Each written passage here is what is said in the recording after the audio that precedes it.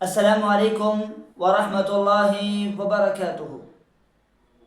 الحمد للہ رب العالمین والعاقبۃ للمتقین والصلاة والسلام علی سید الانبیاء والمرسلین نبینا محمد وعلی آلہ وصحبہ اجمعین، اما بعد۔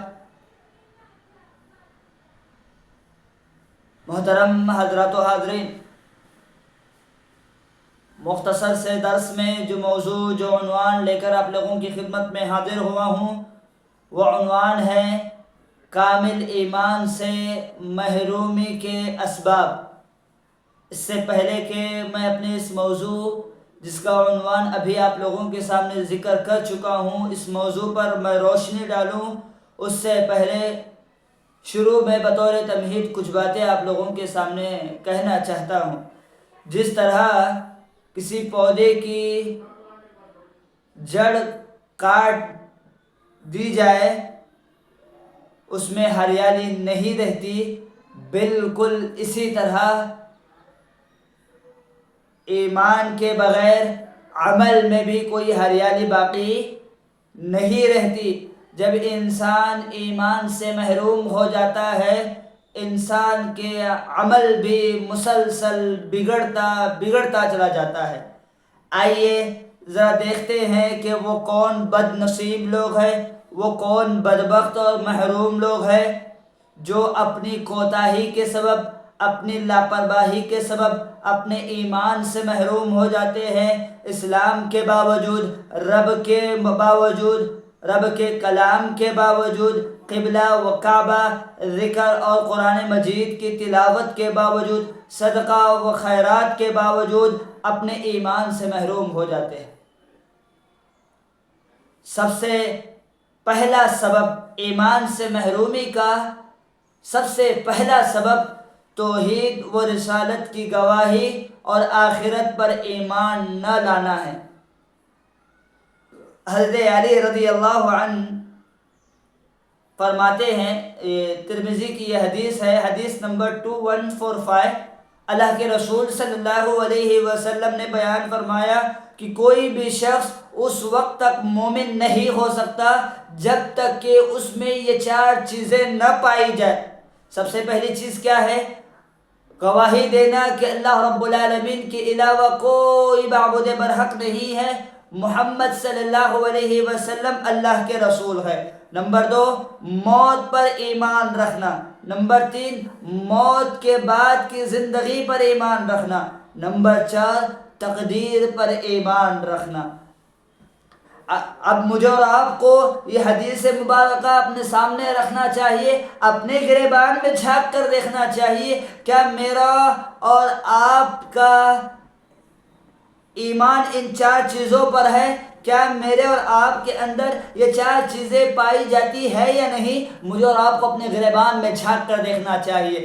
آج ہم لوگ اس بات کی تو گواہی دیتے ہیں کہ اللہ کے علاوہ کوئی معبود برحق نہیں ہے، ہم اس بات کی گواہی تو دیتے ہیں کہ محمد صلی اللہ علیہ وسلم اللہ کے رسول ہے، ہم اس بات کی گواہی تو ہم اس بات پر ایمان تو رکھتے ہیں کہ موت آنی ہے، ہم اس بات پر ایمان تو رکھتے ہیں کہ موت کے بعد کی زندگی کے مراحل پر ایمان تو رکھتے ہیں، لیکن مسئلہ کہاں آتا ہے پتہ ہے؟ تقدیر کے بارے میں مسئلہ آتا ہے۔ آج ہم اپنے معاشرے میں دیکھتے ہیں کتنے ہی ایسے لوگ ہیں جو تقدیر پر بھروسہ نہیں رکھتے۔ میرا اور آپ کا ایمان ہے کہ تقدیر بنانے والا، بگاڑنے والا سب اللہ رب العالمین کی ذات ہے۔ تقدیر بنانا، بگاڑنا سب معاملے اللہ کے ہاتھ میں ہیں، لیکن ہم تقدیر بنانے اور بگاڑنے میں دوسروں کے ہاتھ میں یہ معاملہ دے چکے ہیں۔ تقدیر کا معاملہ اللہ کے ساتھ جڑا ہوا ہے۔ تقدیر پر ایمان، اس بات پر ایمان رکھنا چاہیے کہ تقدیر بنانے والا اور بگاڑنے والا اللہ ہے، لیکن ہمارا ایمان کیا ہے؟ آج ہمارے معاشرے میں کچھ لوگ ایسے ہیں جو ایمان رکھتے ہیں اس بات پر کہ تقدیر بنانا باباؤں کے ہاتھ میں ہے، تقدیر بنانا مزار میں، قبر میں مدفون ولی کے ہاتھ میں ہے، تقدیر بنانا فقیروں کے ہاتھ میں ہے، تقدیر بنانا ملاؤں کے ہاتھ میں ہے، تقدیر بنانا فلاں بزرگ کے ہاتھ میں ہے، یا تقدیر بگاڑنا فقیروں کے ہاتھ میں ہے، تقدیر بگاڑنا ملاؤں کے ہاتھ میں ہے، تقدیر بگاڑنا ولیوں کے ہاتھ میں ہے، تقدیر بگاڑنا باباؤں کے ہاتھ میں ہے۔ ہم نے یہ عقیدہ بنا رکھا ہے، ہم نے یہ ایمان بنا رکھا ہے۔ اگر ہمارے اندر تین چیزیں ہیں اور چوتھی چیز پر اگر ہمارا ایمان نہیں ہے تو پھر ہم کامل مومن نہیں ہیں، ہم کامل ایمان سے محروم ہیں، اور محرومی کے اسباب میں سے ایک سبب ہمارے اندر ہوگا۔ لہذا مجھے اور آپ کو چاہیے جس طرح اللہ کے نبی صلی اللہ علیہ وسلم نے یہ بات ذکر کی ہے کہ چار چیزیں اگر ایک انسان کے اندر ہے تو وہ سچا پکا مومن ہے، اور اگر نہیں ہے تو وہ کامل مومن نہیں ہے۔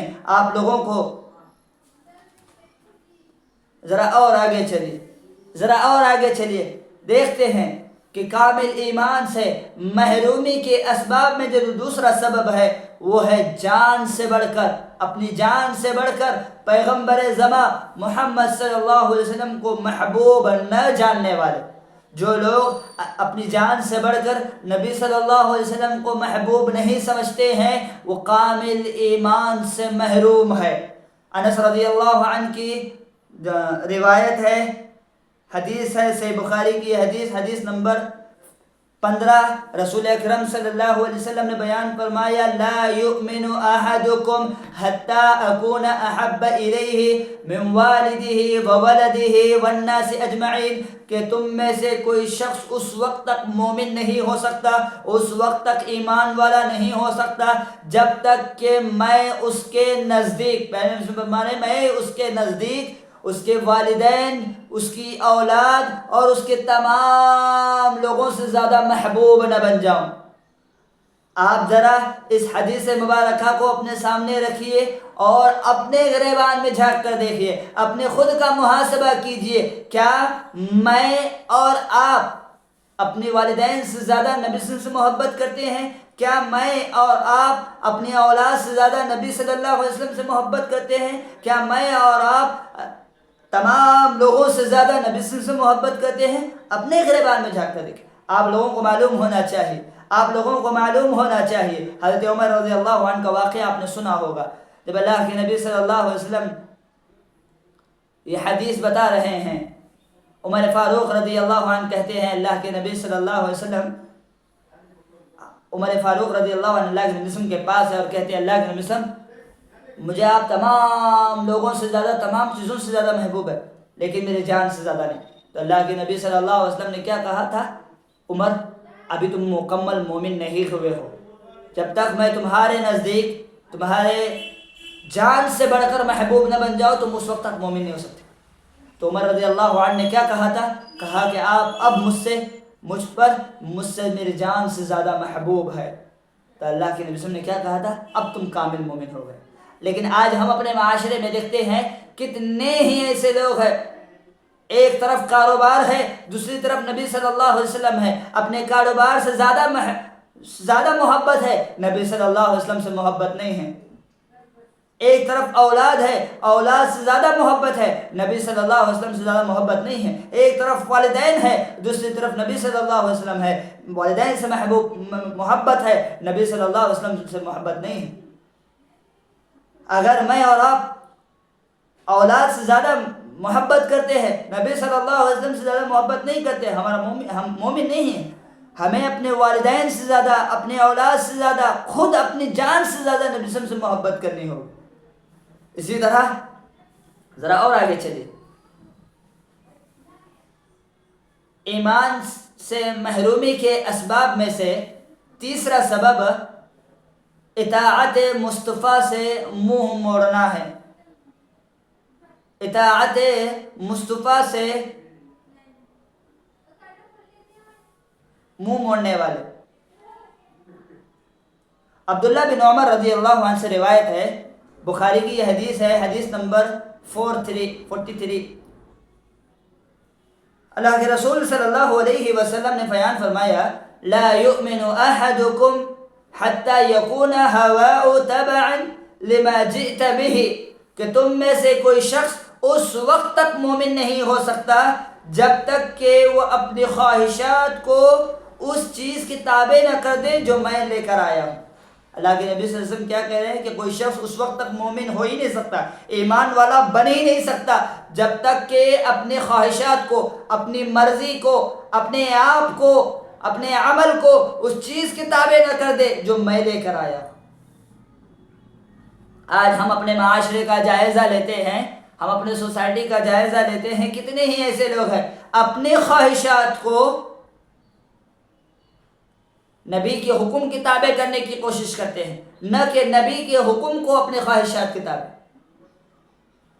لہذا مجھے اور آپ کو چاہیے کہ ہم اپنے خواہشات ہمارے تابع ہونا چاہیے، کس کے؟ نبی صلی اللہ علیہ وسلم کے احکامات کے تابع ہونا چاہیے، نبی صلی اللہ علیہ وسلم کے فرامین کے تابع ہونا چاہیے، نبی صلی اللہ علیہ وسلم کی اطاعت ہمارے اندر ہونی چاہیے۔ چھوٹا سا واقعہ ہے، آپ نے کئی مرتبہ سنا ہوگا کہ صحابہ کرام اگر ان کو کوئی چیز کی خواہش ہوتی اور یہ پتہ چلتا کہ یہ نبی صلی اللہ علیہ وسلم کے حکم کے خلاف ہے، اپنے خواہشات کو مارا کرتے تھے، اپنے خواہشات کو کچلا کرتے تھے۔ چھوٹا سا واقعہ ہے، آپ جانتے ہیں ایک صحابی تھے، انہوں نے سونے کی انگوٹھی اپنے انگلی میں پہنی ہوئی تھی، خواہش تھی سونے کی انگوٹھی پہننا۔ اللہ کے نبی صلی اللہ علیہ وسلم آئے، دیکھا ان کے انگلی میں سونے کی انگوٹھی کو، اللہ کے نبی صلی اللہ علیہ وسلم نے نکالا اور پھینک دیا، اور غصے میں ان سے کہا کیا تم چاہتے ہو کہ تمہارے انگلی میں جہنم کا انگارہ ہو؟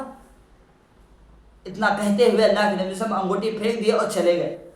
جو صحابہ اکرام وہاں موجود تھے انہوں نے اس صحابی سے کہا کہ جاؤ انگوٹھی لے لو اور گھر کی عورتوں کو دے دو یا پھر اسے بیچ دو، جو اس سے پیسہ آئے اپنے اخراجات پورے کر لو۔ صحابہ رسول دیکھیے جب انہیں پتہ چلا کہ میری خواہش غلط ہے، نبی کے تابع، نبی کے حکم کے خلاف ہے میری خواہش، تو انہوں نے اپنے خواہش کو کیسے کچلا، کیسے مارا؟ وہ کہتے ہیں کہ جس چیز کو نبی نے پھینک دیا ہو اسے میرے اٹھانے کی ہمت نہیں ہے، جس چیز کو نبی صلی اللہ علیہ وسلم نے ٹھکرا دیا ہو اب اسے لینے کی میری ہمت نہیں ہے۔ اللہ اکبر۔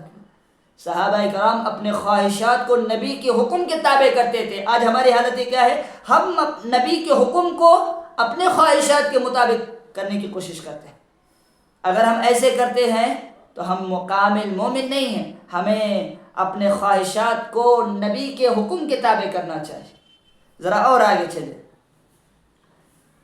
پیغمبر زماں کی بات کو حرف آخر نہ ماننے والے، کامل ایمان سے محرومی کے اسباب میں سے ایک سبب کیا ہے کہ نبی صلی اللہ علیہ وسلم کی بات کو حرف آخر نہ ماننا ہے یا نہ ماننے والے ہیں۔ سورۃ النساء کی آیت نمبر 65 میں اللہ تبارک و تعالیٰ فرماتے ہیں فَلَا وَرَبِّكَ لَا يُؤْمِنُونَ حَتَّى يُحَكِّمُوكَ فِي مَا شَجَرَ بَيْنَهُمْ ثُمَّ لَا يَجِدُوا فِي أَنفُسِهِمْ حَرَجًا مِّمَّا قَضَيْتَ وَيُسَلِّمُوا تَسْلِيمًا۔ اللہ تبارک و تعالیٰ نے پیارے نبی صلی اللہ علیہ وسلم کو مخاطب کیا اور کہا اے نبی صلی اللہ علیہ وسلم، آپ کے رب کی قسم، اے نبی آپ کے رب کی قسم، وہ مومن ہو ہی نہیں سکتے جب تک کہ اپنے باہمی اختلافات میں وہ آپ کو فیصلہ کرنے والا نہ مان لے، اپنے باہمی جھگڑوں میں جب تک وہ آپ کو فیصلہ کرنے والے نہ بنا لے اس وقت تک مومن نہیں ہو سکتے۔